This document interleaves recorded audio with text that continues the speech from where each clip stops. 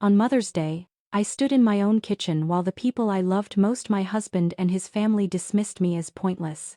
They laughed, they belittled, and they made it clear I was nothing more than a shadow in my own home. But 2 weeks later, I discovered a secret that would flip the hierarchy of my world. A door into a life of wealth, autonomy, and power that none of them ever imagined I could reach. My quiet revenge was not loud or violent, it was measured, graceful, and devastating. And when the truth finally surfaced, they realized too late that the woman they underestimated was the one person they should have feared. I used to think Mother's Day was supposed to feel warm like sunlight resting on your shoulders. A day where you felt seen, appreciated, acknowledged. Pause. But that morning in New York, the light felt colder. I remember standing by the window of our apartment 30 floors up, overlooking the city that never remembers your name. My hands wrapped around a mug of tea I never got to drink. I was waiting for something simple. Just a thank you, maybe. Or even a soft happy Mother's Day, babe. Something human. Instead, I got the moment that cracked my entire life wide open. The dining room smelled like toast and burnt coffee, my husband's attempt at breakfast. I used to find it endearing. I used to love how the sunlight hit the dining table. I used to love him. But that morning, something felt off. His mother had arrived the night before. His sister, too. They never liked me. Not because of who I was, but because of what I wasn't. I wasn't loud. I wasn't flashy. I wasn't their type. I didn't brag about accomplishments or force my presence into the world. I was quiet. They hated quiet. I walked into the room and managed a small smile. Morning. No one looked up. His mother, Patricia, kept cutting her grapefruit. His sister, Lydia, scrolled through her phone with a smirk already forming across her face. My husband, Mark, glanced at me briefly. Hey. Just hey. No Happy Mother's Day. But I didn't say anything. I swallowed the sting, sat down, and tried to make my hands stop shaking. I didn't know it yet. But before breakfast ended, they would say something that would tear apart everything I believed about myself and about him. We started eating, or at least they did. I just moved food around my plate, trying to keep my breathing steady. Then Patricia sighed, the kind of sigh meant to draw attention. You know, she said, stabbing her grapefruit. I just don't understand this generation of women. Lydia giggled. Oh. Mom's starting. I kept my eyes on my plate. Patricia continued. When I was raising children, I had purpose. I had structure. I was useful. Women today. She shrugged. They just exist. My chest tightened. I knew exactly where this was going. Mark cleared his throat. Mom? No. Mark, she said, slicing the air with her hand. It needs to be said. She looked directly at me. You do nothing. Just like that. A knife without the courtesy of a warning. I blinked slowly, unsure if the words were real. You stay home, his mother continued. You don't have a career. You don't have goals. You don't contribute. If we're being honest. She took a long sip of coffee. You're pointless. The word hit me harder than any slap could. Lydia snorted. Wow, Mom. Brutal. Mark didn't defend me. He didn't even look at me. I felt my throat close, my hands trembling under the table. I wanted to speak. I wanted to say something, anything. But I was drowning in silence. I take care of your son. I whispered. Lydia rolled her eyes. You mean you take care of yourself while he pays for everything? Mark laughed. He actually laughed. Something inside me broke. Not loudly. Not violently. Just quietly, like the soft crack of a bone beneath skin. I pushed my chair back, but my legs felt weak. I'm going for a walk, I said. No one stopped me. No one asked if I was okay. No one cared. But what I heard as I stepped into the hallway, that was the moment my entire life shifted. I stood just outside the apartment door, hidden by the frame. I didn't plan to eavesdrop, I just froze. Inside, Lydia snickered. God, Mark. She's such a bore. Patricia hummed. Pointless women make pointless mothers. Mark's voice cut through the room. You're right. My heart stopped. He wasn't defending me privately. He wasn't explaining. He wasn't correcting them. He agreed. And then he said the sentence that would destroy our marriage at its roots. I wouldn't have married her if I knew she'd turn out like this. I don't remember leaving the building. I don't remember the elevator ride or the noise of Manhattan swallowing me whole. All I remember is the cold. Even in May, New York can feel like February when you're shattered. I walked without knowing where I was going. Times Square blurred into Central Park. My steps were as unsteady as my thoughts. I kept hearing the word over and over. Pointless. Pointless. Pointless. I spent years loving that man. Years supporting his career, his stress, his ambitions. Years cleaning the messes he left behind, emotional, financial, personal. And I was pointless. I sat on a park bench and let my head fall into my hands. For the first time in a long time, I cried. Not the delicate kind. The shaking, gasping, heart-hurting kind. And in the middle of that breakdown, a stranger stopped in front of me. A woman in a dark coat. Hair perfectly tied back. Face unreadably. "You dropped this," she said. I looked up. She held a small card. A business card. I frowned. "That's not mine." She smiled slightly. "Maybe not yet." Then she walked away. I turned the card over. And my breath hitched. A name. An address. An invitation. It said, "The Rosewood Collective for Women Ready to Start Over." I didn't know it then. But that card would change every piece of my life, including the part of me they all called pointless. 2 weeks later, I would become someone they would fear. If someone ever dismissed your worth, even once, what would you have done if you were me? Tell me in the comments below. 2 weeks. That's how long it took for my anger to harden into clarity. I didn't go back to that Rosewood business card right away. It sat at the bottom of my purse like a sleeping seed, quiet, ignored, forgotten. At least for a while. The first week after Mother's Day, I barely existed inside that apartment. Mark acted like nothing had happened. His mother and sister left the next morning without saying goodbye. And I stayed silent, not because I forgave them, but because something in me had grown still, calculative, dangerously calm. Some people think anger is loud. Mine wasn't. It was a quiet, focused flame, and it burned steady. Mark came home late the Monday after Mother's Day. I was on the couch, staring at the black TV screen. I didn't realize hours had passed. He dropped his keys on the counter. "You didn't cook?" I slowly looked at him. "No," I said softly. "I didn't." He blinked, surprised. "Well, are you going to?" "No." He laughed, a dry, irritated sound. "What's wrong with you lately?" He didn't know. He had no idea what he had done to me. I stood up. "I heard what you said. In the apartment. When you thought I'd left." His face shifted ever so slightly. A flinch. "You heard that?" I nodded. Mark rubbed his neck. "Look, it was just family talk. You know how my mom gets. So you agreed with her." Silence. He shrugged. "I mean, in some ways, you could do more with your life. You just don't." And there it was again. That word. That poison. He didn't say pointless, but he didn't have to. My chest tightened, but no tears came. My emotions were sharpening, not collapsing. "Good night, Mark," I whispered. He stared at me, confused, but he didn't follow me down the hallway. He didn't ask if I was okay. He didn't apologize. He just let me walk away. And that was the moment I realized. He didn't lose me on Mother's Day. He lost me the moment he didn't fight to keep me. But what happened that Thursday afternoon? That's what changed the entire trajectory of my life. It was raining. Hard. The kind of New York rain that feels like punishment. I'd left the apartment to clear my head. I walked without purpose, the same way I had 2 weeks earlier, only this time, I wasn't crying. I wasn't broken. I was searching. For something. For someone. For myself. My umbrella flipped inside out, the wind roaring like it had something against me personally. I ducked into a small bookstore to escape the downpour. As I shook the water off my coat, something slid out of my bag and onto the wooden floor. A card. White. Clean. Dry, somehow. The Rosewood Collective. For Women Ready to Start Over. I picked it up slowly, as if it were a sacred object. And maybe it was. The bookstore was quiet except for soft jazz playing in the background. I felt safe there. Like the universe had cleared a small, temporary room just for me. I sat down on one of the velvet chairs and flipped the card over again. A street address. Tribeca. A time? Thursdays, 6 p.m.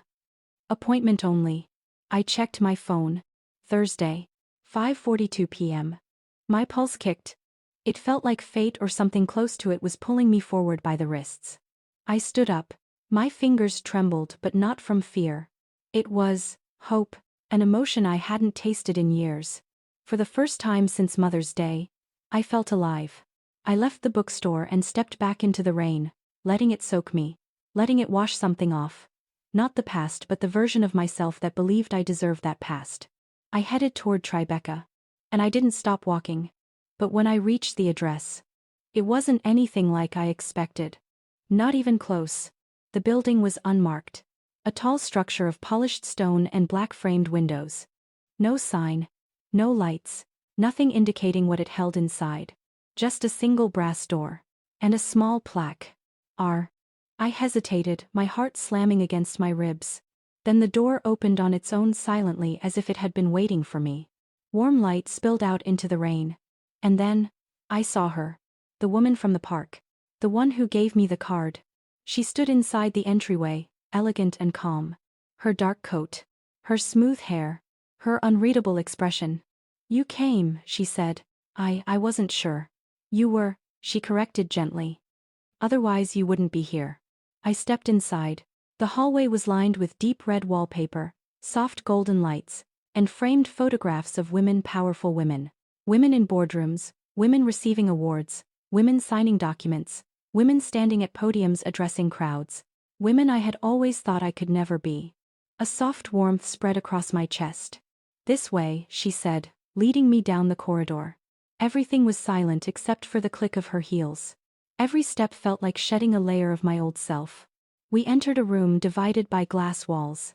Inside were women all ages, races, backgrounds seated in small groups. They weren't crying, or hugging, or talking about heartbreak. They were planning, studying, working. It wasn't a support group. It was a strategy center. I turned to the woman. "What is this place?"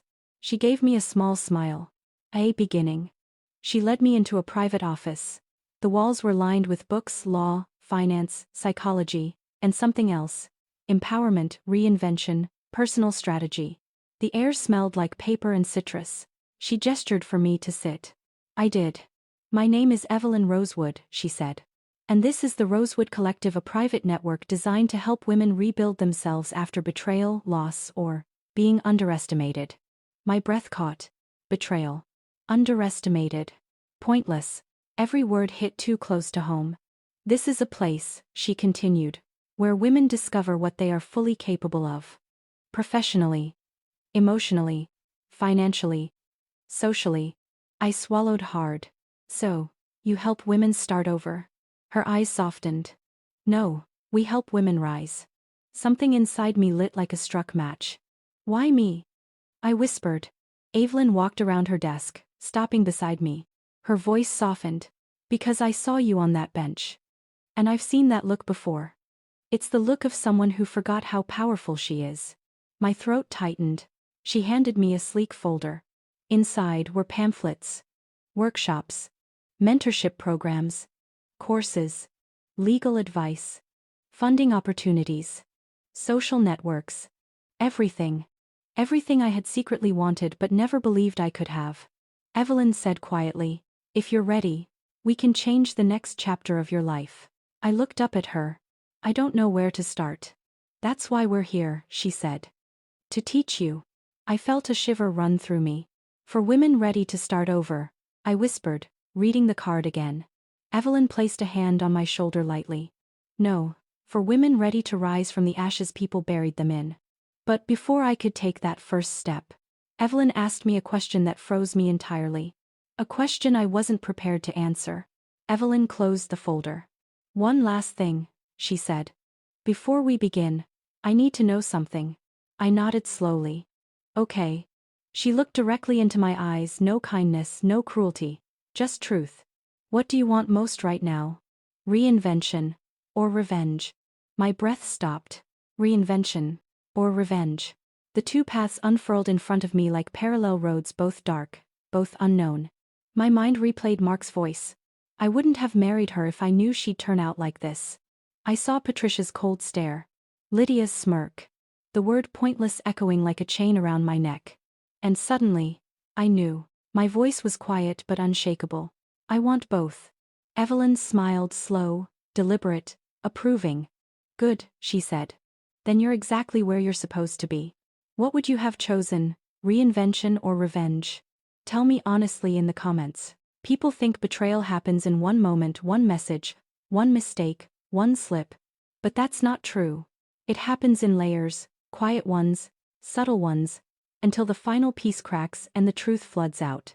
By the time I joined the Rosewood Collective, the fracture lines in my marriage were already there.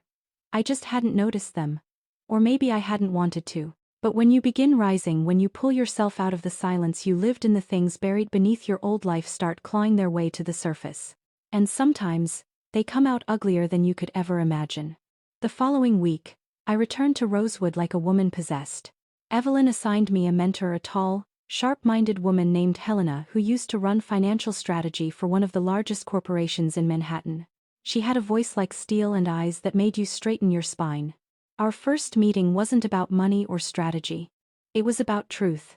What do you believe about yourself? Helena asked, sitting across from me in a glass conference room overlooking the city. I hesitated. I don't know. Wrong answer, she said immediately. Her tone wasn't cruel, it was direct, like she was removing rust with sandpaper. I swallowed. I believed I was smaller than I really was. And now? I looked out the window at the skyscrapers, the traffic, the world moving with or without me. Now I'm learning, I whispered. That I've been asleep. Helena nodded once. Good. Because once a woman wakes up, she doesn't go back. Her words settled into me like they belonged there. But even then, even in that moment of empowerment, there was still a shadow in the back of my mind. Mark. His voice. His laugh. His indifference. Like a ghost pressing fingers to my throat. Helena's eyes narrowed. You're holding something back. I flinched. I don't know if I'm ready. You're always ready, she said. You just don't know it yet. She wasn't wrong. Because that night, the truth I had been avoiding came looking for me. I didn't know it yet. But that night, I would learn something about my husband that would shatter me more than any insult ever could. The city felt different when I left Rosewood that evening. Louder, sharper, more alive.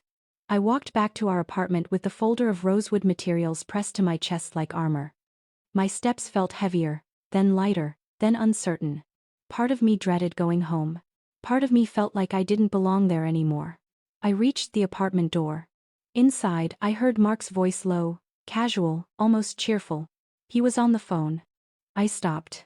His tone wasn't the tone he used with me. This voice was warmer. Softer. Almost flirtatious. My stomach tightened. I stood perfectly still, just outside the door, listening. Yeah, I miss you too, he said quietly. My breath froze. A pause. A soft laugh. No, she won't be home yet. She's been walking a lot lately. Walking. That's what he thought. I was out there discovering myself, rebuilding my future, and he reduced it to walking. Then he said the sentence that cracked something inside me. I wish you could have been here on Mother's Day. You would have loved watching my family tear her apart. I didn't move. I couldn't. The air left my lungs. My hand slipped from the doorknob. He kept talking. Still soft. Still warm. We just have to be patient. Once everything is in place, we can finally be together. Another pause. Another laugh. I love you too. He ended the call. I stood outside the door, staring at the wood grain, feeling the world tilt under my feet. He wasn't just cruel. He wasn't just indifferent. He wasn't just dismissive. He was cheating. And worse, he was enjoying it. Enjoying destroying me. The betrayal wasn't accidental. It was deliberate. And suddenly, pointless wasn't the worst thing he'd called me. But the shock didn't end there. Because the next morning, I learned who the woman was. And that revelation cut deeper than anything before. I barely slept.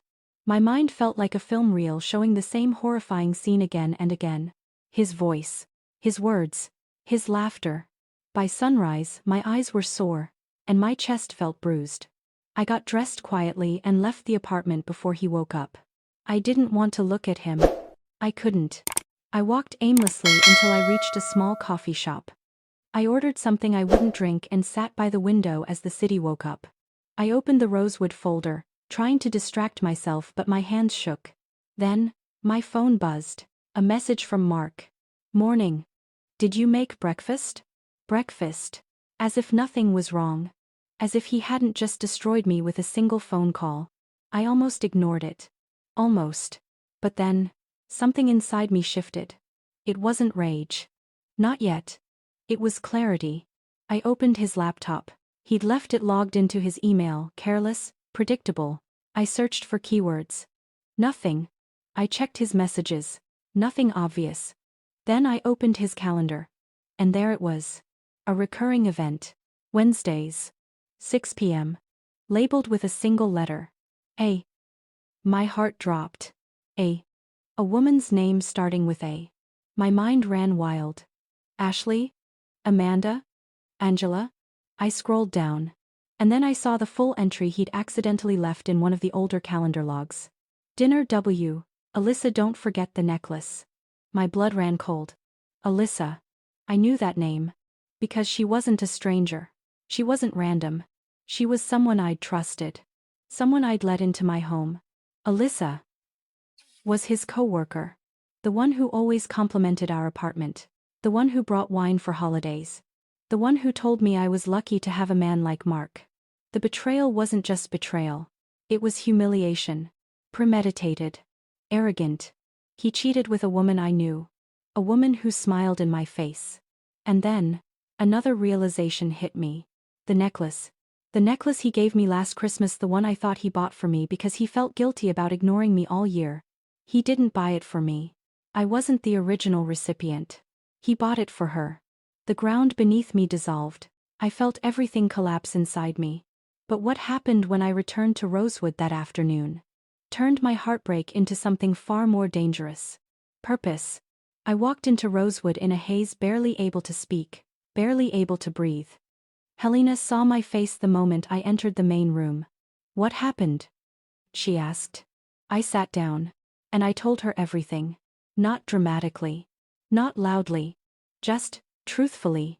Quietly. Painfully. When I finished, Helena didn't say she was sorry. She didn't tell me to calm down or heal. She said something else entirely. Good. Now we can begin. I blinked. What? You're ready. For what? I whispered. Helena leaned forward. Eyes sharp. For power. Something inside me snapped into place. I don't want power, I said. I want justice. Helena's lips curved into a small, knowing smile. In this world, she said. They're the same thing. Evelyn entered the room then, like she had been waiting for the moment my heart broke for the final time. She placed a file on the table. This, she said quietly, is your next step. I opened it. My breath hitched. Inside were documents, financial layouts, legal pathways, personal protection, career opportunities, blueprints for reinvention. Everything I needed. Everything I never had. Evelyn looked at me with a gaze that felt like fire. If you want a different life, we will build it. And if you want revenge. She paused. We will guide it. A shiver ran through me. I wasn't the same woman who walked into Rosewood the week before. I wasn't the woman who cried in the park, or the woman who apologized for existing. I was someone else now. Someone sharper. Someone rising. I closed the file slowly. I'm ready, I whispered. Helena nodded once. Then let's begin your transformation. People assume heartbreak feels like fire, like burning, like screaming, like something violent. But mine felt cold.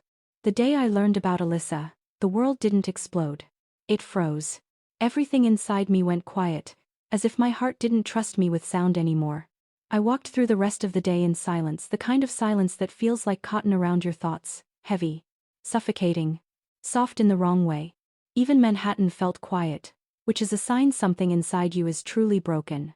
Because Manhattan is never quiet. I walked into the apartment around 7 that night. Mark was in the living room, sprawled on the couch, a beer in his hand, the TV bright against his face. He glanced at me. Oh. Hey, where were you all day? Nothing in his voice hinted guilt. Nothing in his expression suggested remorse. He wasn't worried. He wasn't curious. He wasn't even pretending. It was almost insulting.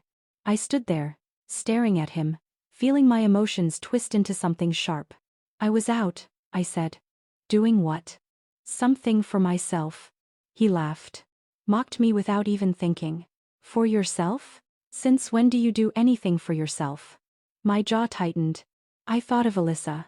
I thought of the way he talked to her. I thought of the necklace that wasn't meant for me. I thought of his mother's smirk on Mother's Day.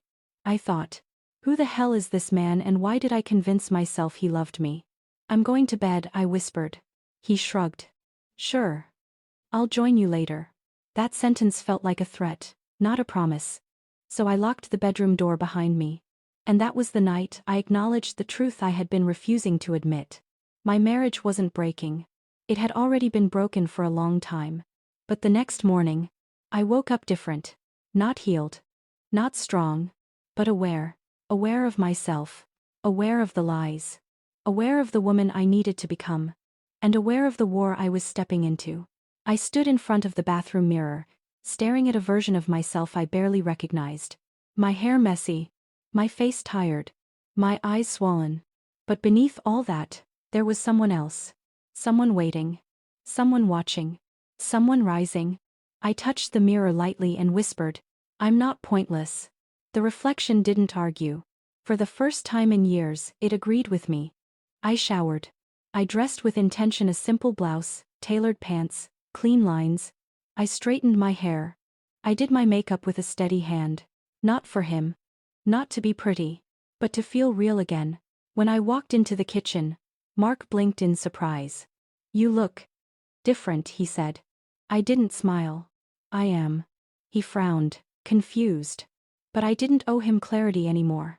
I picked up my bag, walked to the door, and turned back. I won't be home until late. He blinked. Since when do you make plans? Since now, I said quietly. And I left. For the first time in years, I left without asking permission. The elevator ride down felt symbolic, like descending out of my old life and into something new. Outside, the city buzzed louder than usual. I felt like it was greeting me, testing me, measuring me. I walked toward Rosewood with steps that grew stronger, more confident, more defined. Inside the lobby, I saw women I'd met earlier, women who looked at me not with pity, but with recognition.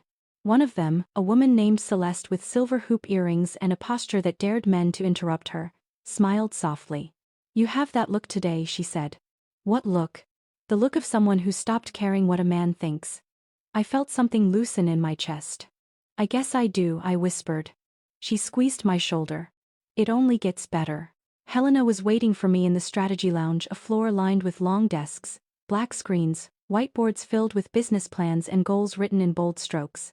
She didn't greet me with small talk. Sit, she said, pointing to the chair across from her.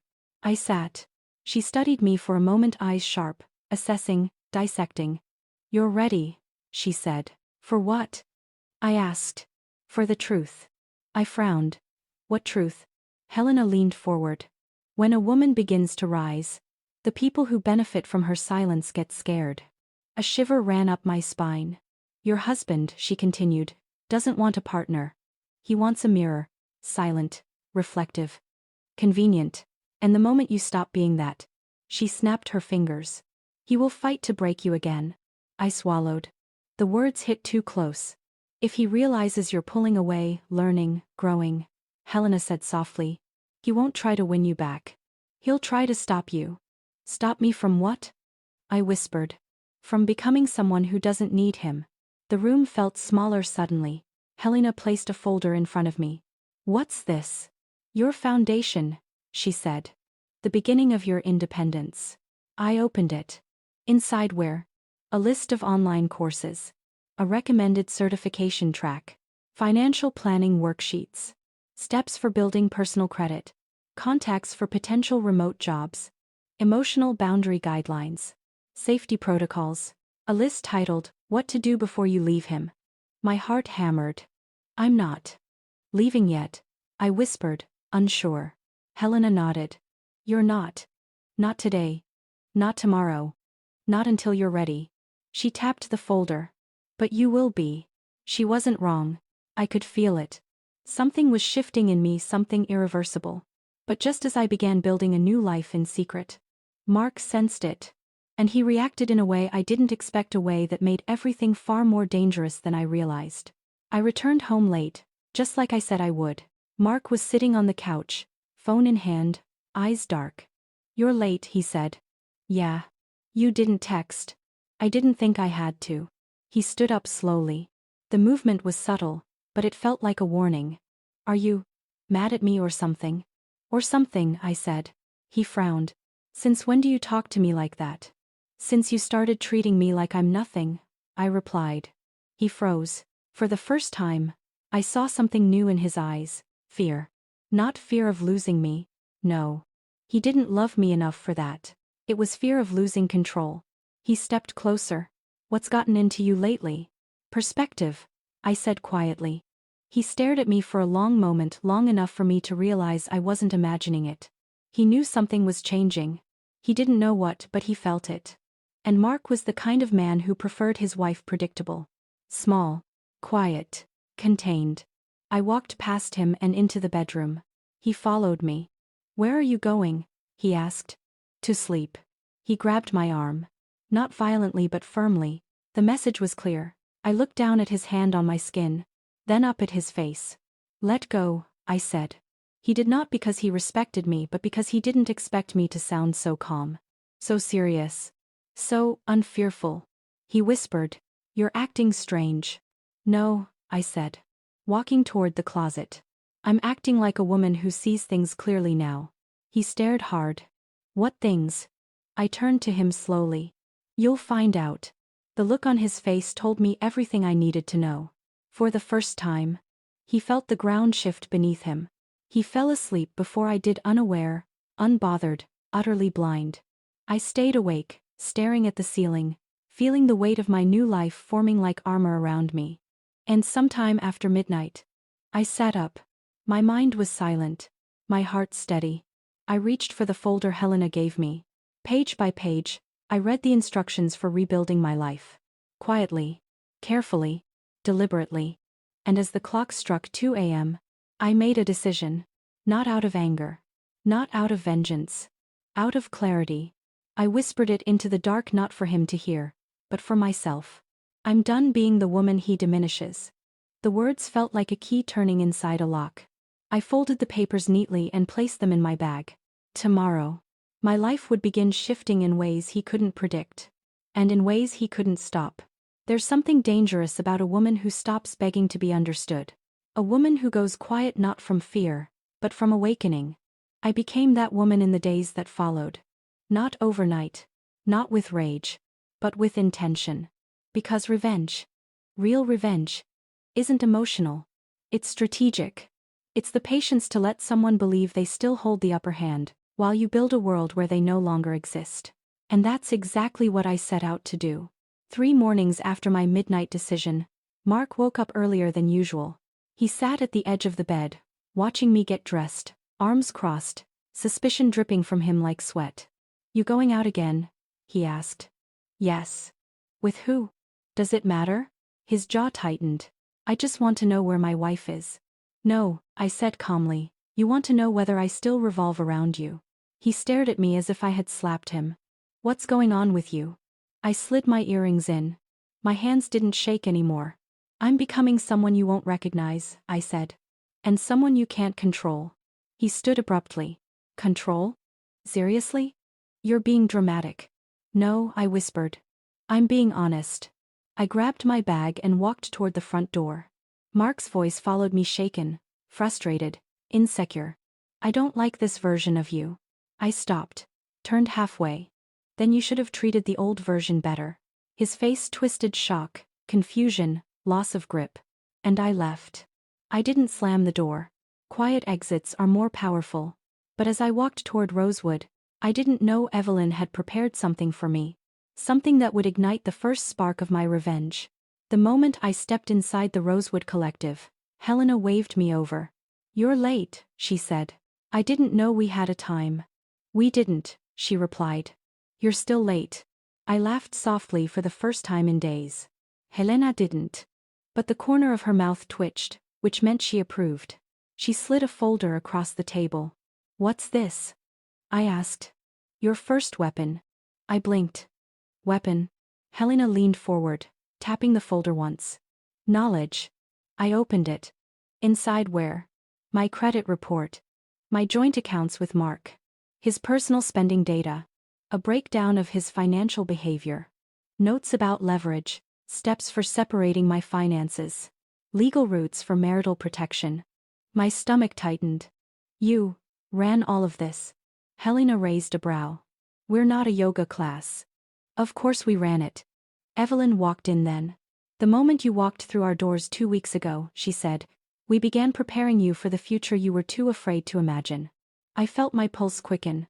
Why are you helping me? I whispered. Evelyn's answer was simple. Because when a woman like you decides to rise, the world shifts around her. Her voice softened. And because women like you never stay small. I swallowed hard as emotion tightened my throat. But the warmth didn't last long. Because as I reached the last section of the file, my breath stopped. Helena, I whispered, why does this page have her name? Alyssa. Helena said. Yes, that's your second weapon. My mouth went dry. What do you mean? Evelyn exchanged a slow look with Helena, then turned back to me. We did a background check on her too. I stiffened. And? I whispered. Evelyn sat down across from me. Her voice dropped to a low, calm register. She's not just cheating with your husband. She's using him. The floor beneath me shifted. What? I breathed. Alyssa has been investigated in the past for workplace manipulation, Helena added. She targets married men. Gains access to their resources. Positions herself for promotions. Leverages their guilt. And when she's done, she discards them. My heart stuttered. Mark doesn't know. Helena shook her head. Men like your husband never know. They think they're the ones in power. I sat very still. And Mark, Evelyn added softly, is the perfect target. Weak ego. High income. Easy to flatter. Easy to manipulate. Easy to use. A slow chill rippled down my spine. So she's not in love with him, I whispered. Evelyn leaned back. She's in love with what he can give her. And she's playing a role. My heart twisted not because I wanted him back, but because I had been married to a man so blind he became the punchline in someone else's game. So she's using him, I said again, more firmly. Helena nodded. Yes. And that, she tapped the folder, is your advantage. My breathing steadied. For the first time since the betrayal, the pain didn't hit like a knife. It hit like fuel. And that was only the beginning. Because the next thing Evelyn showed me was the spark that turned my quiet revenge into a plan. Evelyn reached into her drawer and pulled out a small silver USB drive. What's that? I asked. The thing that will change the rest of your marriage, she said. I stared. A shiver touched my spine. It contains, she continued, everything we found on Alyssa: workplace misconduct, manipulation, false credential claims, inappropriate relationships, messages with previous men she targeted. My mouth went dry. How did you get all this? We're Rosewood, Helena said. We don't wait for permission. I swallowed hard. It was overwhelming, terrifying, empowering. This could ruin her. Yes, Evelyn said. But that's not what you're going to use it for. I blinked. You're not going to expose Alyssa, she said gently. You're going to let her expose herself. My pulse kicked. What does that mean? It means, Helena said slowly, you're going to step back and let the truth walk directly into your husband's life. A heat spread through my chest. A new kind of fire. Not heartbreak. Not anger. Strategy. Later that afternoon, I walked along the Hudson River, wind pushing at my hair, waves flicking against the rocks. And for the first time, I let myself grieve the marriage I thought I had. Not the marriage I actually had. I grieved the dreams. I grieved the years I gave away. I grieved the version of me that thought being quiet was the same as being loved. I didn't cry because I missed him. I cried because I missed myself. The version of me I abandoned somewhere between his criticisms and my fear of being alone. But the woman standing by that river, She wasn't abandoned. She was awakening. Steadily. Sharply. Quietly. And the woman who awakens is the one people should fear the most. But when I returned home that evening, Mark confronted me with a question that nearly exposed everything. A question that showed he could feel the power shifting, even if he didn't understand it yet. The apartment was dim when I walked in. Mark stood in the center of the living room, arms crossed, face tense. He'd been waiting. "Where were you?" he asked. "Out." "Where? Does it matter?" "It does," he snapped. "Your behavior is getting weird." My stomach tightened. He was watching me now, studying me. I kept my voice calm. "Mark, what exactly are you asking?" He looked at me carefully, too carefully. "Are you seeing someone?" I froze. For a split second, I almost laughed. Him? Accusing me? But then I realized something important. He was scared. Not of losing me, but of losing his certainty, his dominancy, his predictable wife. I held his gaze. "No," I said softly. "But I am seeing myself clearly for the first time." He blinked, confused, thrown off. And that was my greatest advantage. He didn't understand who I'd become. He didn't understand that his affair was no longer the heartbreak of my life. It was the catalyst. I stepped past him. "And Mark?" I said. He turned.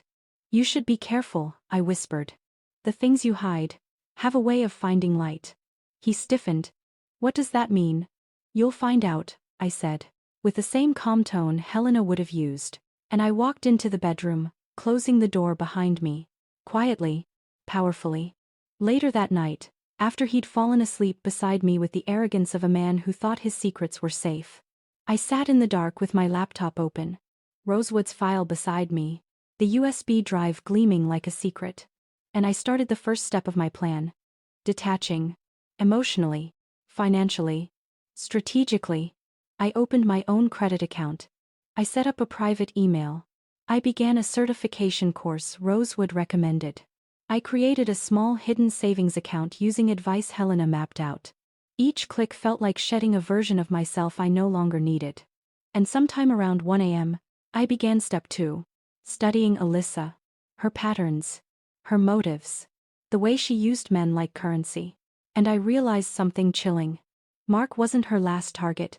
He was her current one. Which meant she hadn't gotten what she wanted from him yet. And whatever that was my key.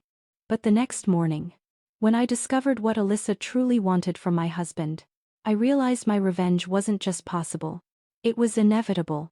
If someone betrayed you and you suddenly learned they were being used, too, would you step back, or would you use it to your advantage? Tell me in the comments. Revenge isn't a single moment. It's a sequence. A chain of small, deliberate moves that look harmless on their own. Until the final link snaps and everything collapses. By the time the sun rose the next morning, I was ready to make my first move. But before I could, I needed to understand exactly what Alyssa wanted from Mark. What her endgame was. Because once I knew that, I could control every step she took. And more importantly, I could control every step he took. I woke up early. Not because I slept well, but because I barely slept at all. My mind had been spinning with every file, every detail, every piece of information Rosewood gave me. When Mark walked into the kitchen, he looked surprised to see me up. "You're awake early," he said. "I have things to do," I replied, pouring coffee. He blinked. "Since when?" I ignored him. But I watched him. Closely. He grabbed his phone off the counter and glanced at it with a small smile. A smile he didn't know I'd learned to recognize. He had a message. From her. I didn't need to see the screen. I could feel it. He typed something quickly, then placed his phone face down on the island. Guilt written in every movement. "Busy day," he said. I took a slow sip. "Yeah," I answered. "For both of us." He froze for a half second, just long enough to confirm he felt the shift between us. Then he grabbed his keys and headed for the door. When it closed behind him, I exhaled. Finally. I could move. I grabbed my own bag. Not with panic but with the sharp efficiency of a woman who had a plan. I headed straight to Rosewood. I didn't need comfort. I needed answers. But when I arrived, Helena was already waiting. With the truth I didn't know I needed. and the truth Mark never wanted me to discover. Helena didn't sit when I entered her office. She was standing, arms crossed, a folder on the table. "You were right to come early," she said. My pulse quickened. "What did you find?" Helena tapped the folder. "She doesn't want your husband," she said. My breath hitched. "She wants his job." I froze. "What?" I whispered. Helena opened the folder. Inside were emails. Recovered, archived, sent from Alyssa's company account to someone she referred to only as L. The messages were strategic, cold, manipulative. She wasn't having an affair for affection. She was positioning herself. "She's been eyeing Mark's managerial position for over a year," Helena said. "And she's close. Too close." I sank into the chair. "So she's using the relationship to get promoted." "Not just promoted," Helena replied. "She wants his seat. His budget. His influence." I stared at the emails, reading lines that made my stomach twist. "He's easier to handle when he thinks he's in control. Give it time. The marriage is crumbling. Once he breaks, he'll be pliable. I can take over." I swallowed hard. Mark wasn't cheating out of passion. He was being played. By a woman who saw him as a stepping stone. And him? He thought he was the one in charge. I laughed softly. A broken, almost pitying sound. Helena watched me carefully. "How does this make you feel?" she asked. I exhaled. "Like my heartbreak," I whispered. "Isn't even the worst part." "What's the worst part?" she pressed. "That he thought the woman using him was more valuable than the woman who loved him." Helena nodded slowly. "That's the clarity you needed." I looked up. "And now I know her goal," I said. "So what's next?" Helena's expression hardened. "Now," she said, "you let her climb. Because once she reached the top, once she believed everything was going her way, that's when the ground beneath her would collapse. And I would be the one holding the match." Evelyn joined us mid-morning, carrying a slim black folder. "Before we move forward," she said, "you need to understand something." I nodded. "A woman's power," Evelyn continued, "is not in how loudly she reacts, but in how quietly she plans." Her eyes locked onto mine. "And you, my dear, are a planner." She slid the folder to me. "What is this?" I asked. "Your financial extraction roadmap." I inhaled sharply. "It outlines," Evelyn explained, "how to open private accounts, how to move funds legally, how to separate credit histories, how to protect assets, how to prepare for any financial blowback, and how to ensure you never rely on him again." I swallowed. "This is real." Evelyn gave a slow, approving smile. "Your reinvention begins with independence," she said. "Your revenge begins with detachment." I opened the file. Page after page filled with steps, contacts, templates, protocols. "This is everything," I whispered. "No," she said softly. "This is the beginning." My chest tightened with something electric. Power. By late afternoon, I walked through the city with the precision of someone who'd just learned she wasn't powerless. She was dangerous. I spent hours setting up new accounts, making calls, starting courses, completing paperwork. Everything Rosewood told me to do, I did. Not because I wanted to leave him yet, but because I needed to know that when I walked away, I wouldn't look back. And strangely, that knowledge softened the pain. Because the moment you realize you don't need the person who hurt you, you stop hurting. But just as I was finishing the last phase of the day's plan, I got a notification on my phone that made my blood run cold. A message from Mark. And not just a message, a photo. I opened my phone slowly, breath stuck in my throat. It was a picture of Mark's dinner table at a fancy restaurant. A candle. 2 plates. 2 glasses of wine. Underneath it, he wrote, "Working late. See you later." My heart tightened. Not from pain, but from understanding. He wasn't sending it to hide where he truly was. He was sending it to test me. He knew I didn't believe him anymore. He sensed I was slipping away. And for the first time, he wanted to reclaim me. But I wasn't his to reclaim. I zoomed in on the picture. In the reflection of the wine glass, barely visible, was the edge of a red sleeve. Alyssa's sleeve. He didn't know he'd exposed her. He didn't know he'd confirmed everything. He was too arrogant to see the truth. I exhaled slowly, calmly. coldly, and I typed back, "Have a nice night." No question. No jealousy. No reaction. Just distance. And the lack of reaction hit him harder than any accusation. His reply came within seconds. "Are you okay?" I smiled. "Perfect," I wrote. "Hope you are too." Control shifted. He felt it. I felt it. The beginning of the end. When I returned to Rosewood for a late evening workshop, Evelyn pulled me aside. "You did well today," she said. "I didn't do much." She shook her head. "You did the hardest part. You detached." I stayed quiet. Evelyn studied me for a long moment. "Remember something," she whispered. "Men like your husband don't fear betrayal. They fear irrelevance." I swallowed. "And right now?" she asked. "What do you think he feels?" I thought of the photo. The panic in his follow-up message. The tension in his face that morning. "He feels me slipping away," I whispered. Evelyn nodded. "And soon," she said softly, "he'll feel the ground slipping too." A chill ran through me. Not fear. Anticipation. Because tomorrow, I would take the first step in dismantling both their worlds. Quietly. Strategically. Beautifully. And neither of them would see it coming. If you discovered the person who betrayed you was being used by someone else, would you warn them? Or let them fall? Tell me honestly in the comments. There's a moment in every revenge story. A pivot point, where the person who once held all the power feels the shift. Not immediately, not with a crash, but with a tremor. A small, unmistakable change in the energy around them. That's what happened to Mark the next morning. He felt the tremor. But he didn't know the quake was already on its way. Mark woke up before I did. Or maybe, he never fell asleep.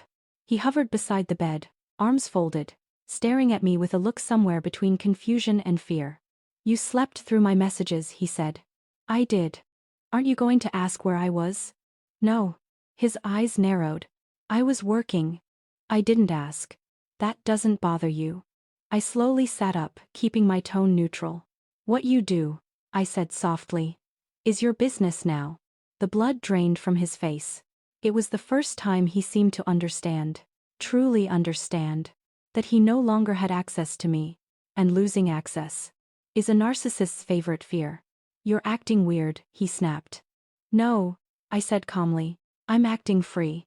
He blinked, stunned. Then he scoffed, grabbed his work bag, and stormed out of the room. But I saw it. The panic behind his anger. He felt the shift. He knew the control was slipping. And he wasn't wrong. Because that day, everything he'd been hiding began to unravel. But the unraveling didn't start with him. It started with her. Alyssa. When she walked into work and realized everything she'd been building was about to collapse. I wasn't there to see it happen. But Helena had someone in the building who kept Rosewood updated on workplace dynamics. And what she reported was almost poetic. At 10:12 a.m., Alyssa was called into a meeting with HR. Unexpected. Urgent. Unscheduled. She walked in smiling. She walked out pale. The HR team had received an anonymous packet containing copies of her manipulative emails, internal complaints from past jobs, notes about her relationship with married superiors, and inconsistencies in her resume. Information Evelyn had carefully, strategically released. At the exact moment Alyssa felt safest. A woman like her, a user, a climber, a pretender, builds her life on fragile scaffolding. And that morning, the first beam cracked. The HR rep told her, "We need to temporarily restrict your access while we investigate." Her badge was deactivated. Her meeting access suspended. Her files locked. She wasn't fired yet. But her rise was halted. The higher they climb, the harder they freeze. When the ladder shakes, Helena summarized it for me over the phone. She walked out of that office looking like the ground had swallowed her confidence. I didn't smile. Not yet. Because I knew the real blow was still coming. That afternoon, when Mark walked into work, he noticed immediately. Alyssa wasn't at her desk. Her computer was dark. Her chair empty. Her water bottle gone. He texted her. No response. He emailed. Nothing. He called. Straight to voicemail. By noon, panic set in. Not because he loved her. but because she was the one telling him. He was important, desirable, powerful. Without her, he was just a man, afraid of his wife's silence. And that's when he made his first mistake. He left work early, came home, and came straight to me. I was sitting on the couch, reading a rosewood document, when he burst through the door. "Where were you today?" he demanded. I blinked. "Home." "Why? You didn't answer my calls." "I was busy." He stared at me, chest rising, breath shallow. "Something weird is happening at work." "Oh?" "Alyssa got pulled into some kind of investigation. Now she's gone. No one will tell me anything." I flipped the page calmly. "That sounds stressful." He froze. "What is wrong with you?" He whispered. "Why aren't you reacting?" I looked up slowly. "Because," I said, "her problems aren't my concern." He flinched, as if the sentence hit him physically. "You don't care?" he asked. "No," I said softly. "I don't." His jaw worked. He didn't know whether to be angry or afraid. "Are you seriously not going to ask what happened?" "No," I said again. "Whatever happens to her is between her and HR." The silence that followed was thick, painful, telling. Mark sank down onto the chair across from me, whispering, "I feel like I don't know you." "You never did." He looked shattered. Not because of my words, but because for the first time in our marriage, I wasn't emotionally available. I wasn't his mirror. I wasn't his audience. I wasn't his possession. I was untouchable. But the real collapse, the one that would expose everything, happened that evening, when Alyssa finally reached out, not to him, to me. I was in the bedroom, organizing the documents Evelyn had given me, when my phone buzzed. I expected it to be Helena. Instead, it was a number I didn't recognize. The text read, "We need to talk. It's about Mark. Please. I know you know. I need to explain. Alyssa." My breath hitched. She wasn't messaging him. She was messaging me. Mark heard the notification and called from the kitchen. "Who's that?" "No one," I said. My voice was calm, neutral, controlled. He didn't need to know. Not yet.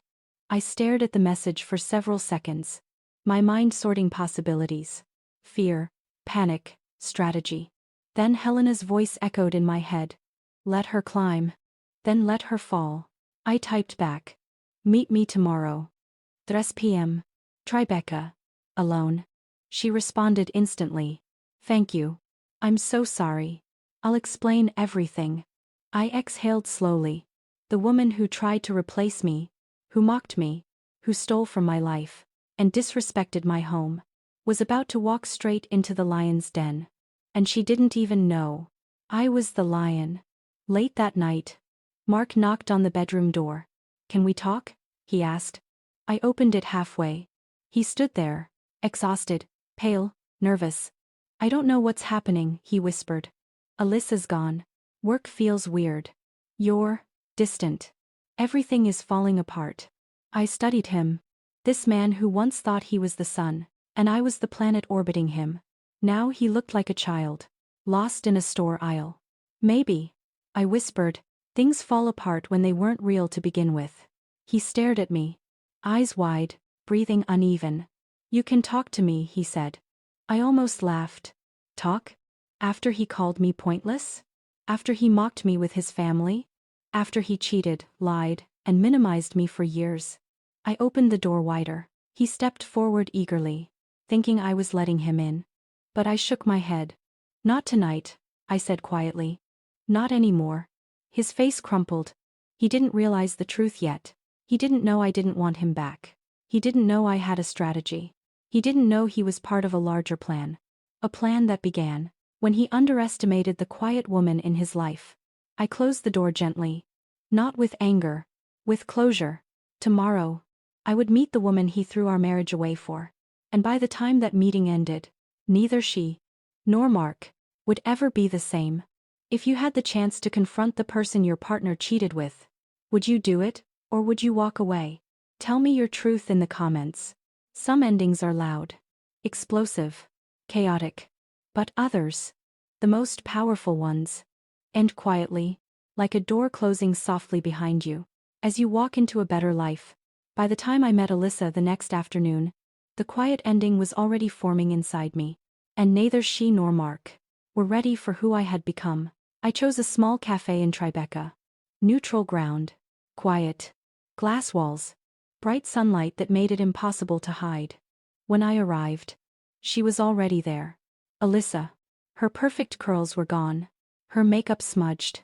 Her composure cracked down the center.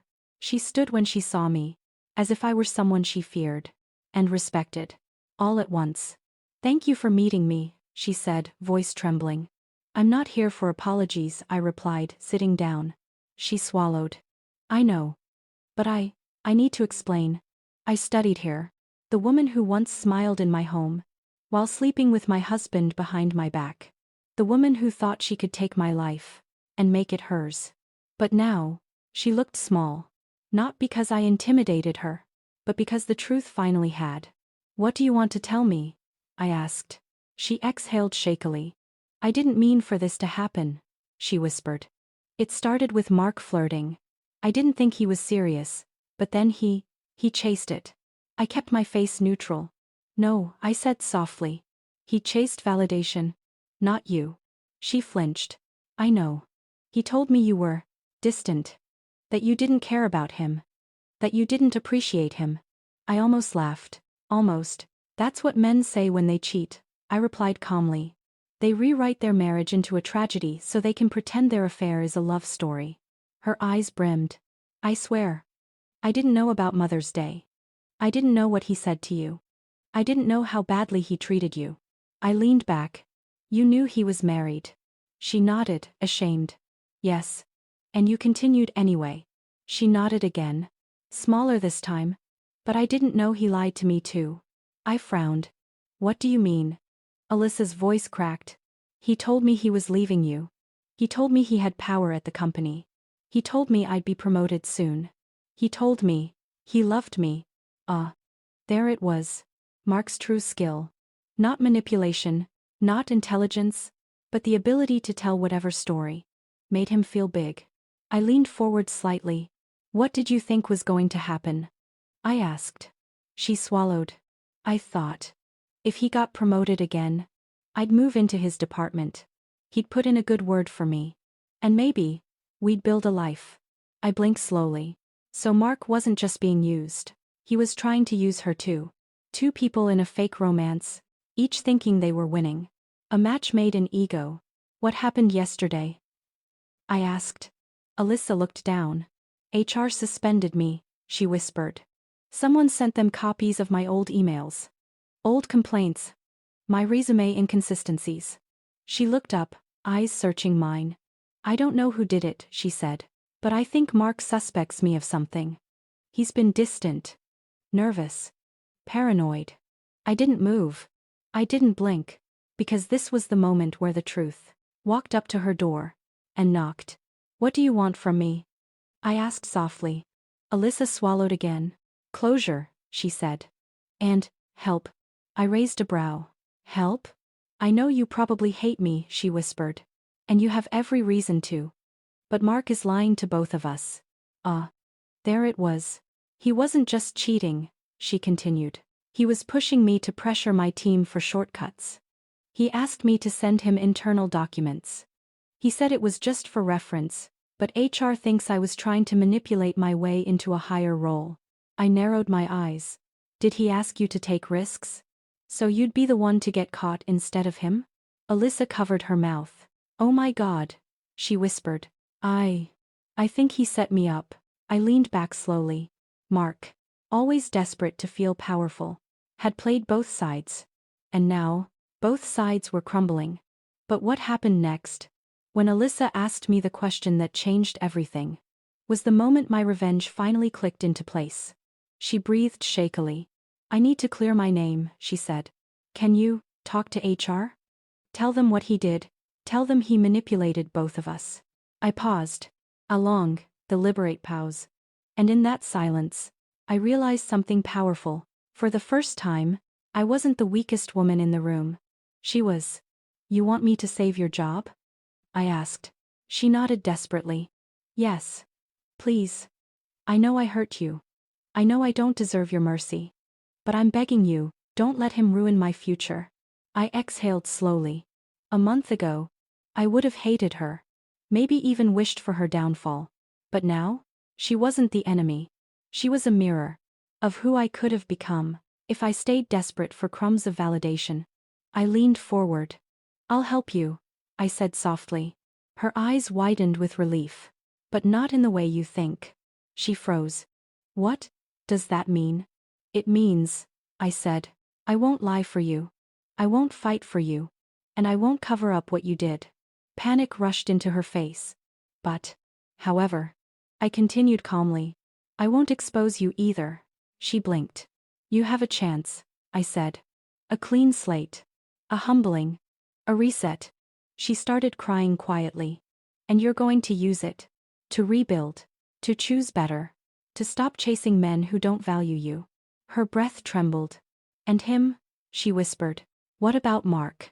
I smiled softly. I'll handle Mark. Before leaving, she looked at me with something close to awe. You're stronger than I imagined, she said. No, I replied. I'm finally being who I was meant to be. She nodded slowly. I hope, her voice cracked.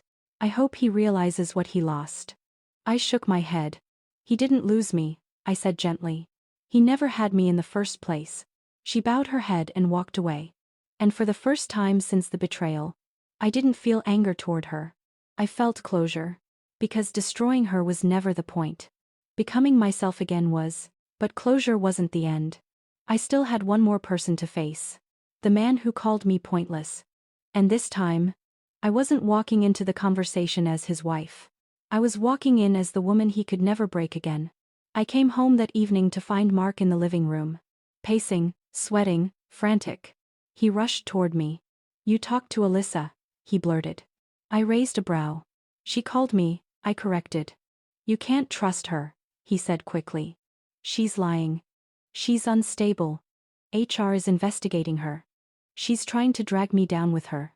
I tilted my head. Are you sure? I asked. What do you mean, am I sure? He snapped. She's trying to ruin my career. I walked past him slowly. Maybe, I said. Or maybe she's just another person you underestimated. He froze. Where are you getting this attitude? He demanded. I turned. No attitude, I said softly. Just truth. His jaw clenched. Truth about what? You, I said. And who you really are. His face twitched. Fear. Guilt. Desperation. You think you're smart, I said.